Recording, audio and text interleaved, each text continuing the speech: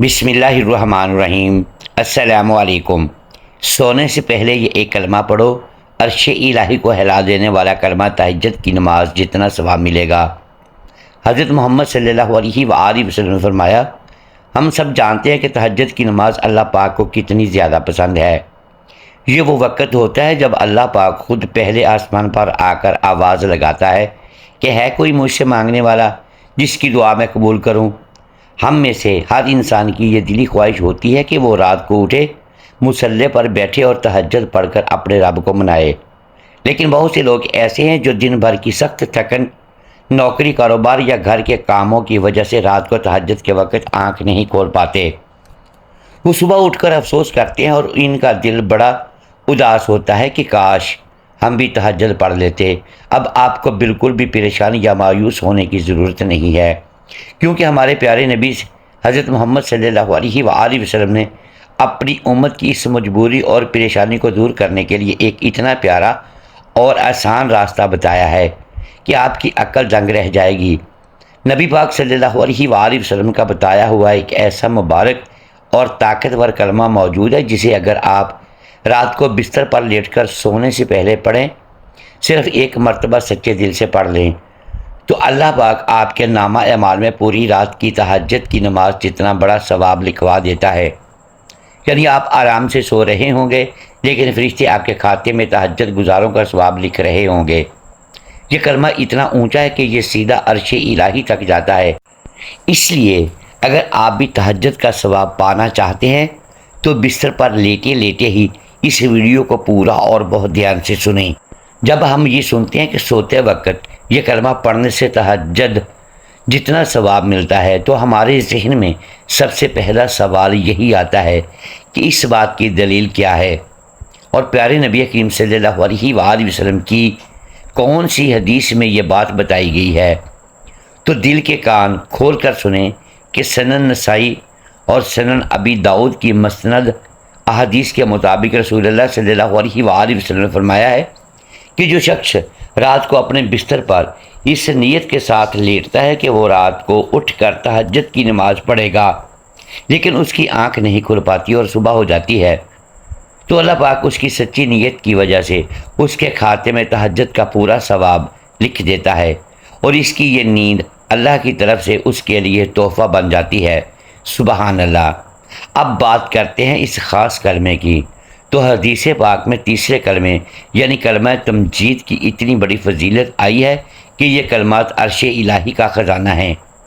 آپ نے رات کو سونے سے پہلے بالکل پاک صاف ہو کر اپنے بستر پر لیٹنا ہے اور دل میں یہ پختہ نیت کرنی ہے کہ یا اللہ، میں کمزور ہوں، تھکن کی وجہ سے اٹھ نہیں پاتا، مجھے اپنی رحمت سے تہجد کا ثواب عطا فرما۔ اس کے بعد آپ نے اول و آخر 3 مرتبہ درود شریف پڑھنا ہے اور پھر پورے 100 مرتبہ یہ کلمہ پڑھنا ہے۔ اگر آپ 100 بار یہ کلمہ نہیں پڑھ سکتے تو صرف 4 بار یا 10 بار، مطلب جتنا آپ کو آسان لگے آپ اس طرح بھی مطلب پڑھ سکتے ہیں، کیونکہ اللہ پاک تعداد نہیں نیت دیکھتا ہے۔ تو وہ کلمہ یہ ہے، سبحان اللہ والحمد للہ ولا الہ الا اللہ واللہ اکبر ولا حول ولا قوت الا باللہ العلی العظیم۔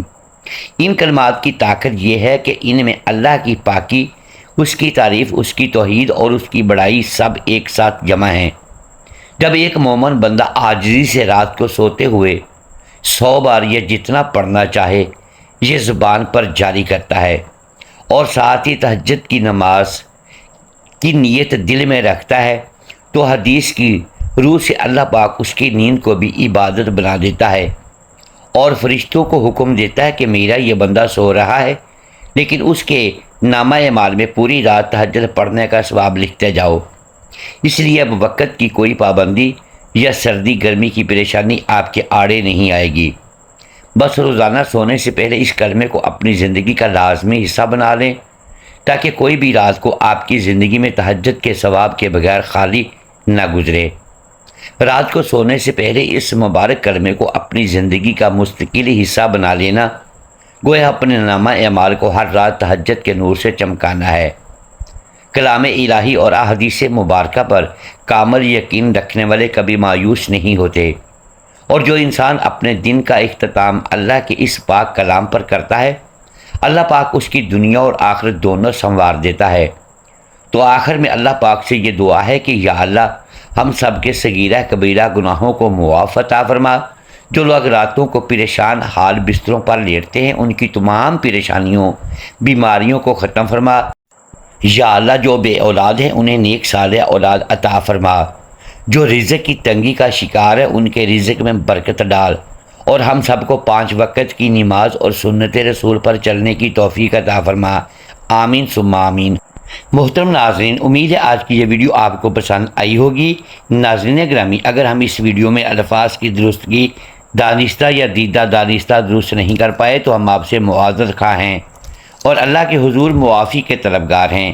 ناظرین گرامی، ویڈیو کو لائک کیجیے، چینل کو سبسکرائب کیجیے اور بیل آئیکن پریس کر دیں تاکہ ہر نئی آنے والی ویڈیو اب تک بر وقت پہنچ سکے اور ہماری حوصلہ افزائی ہوتی رہے۔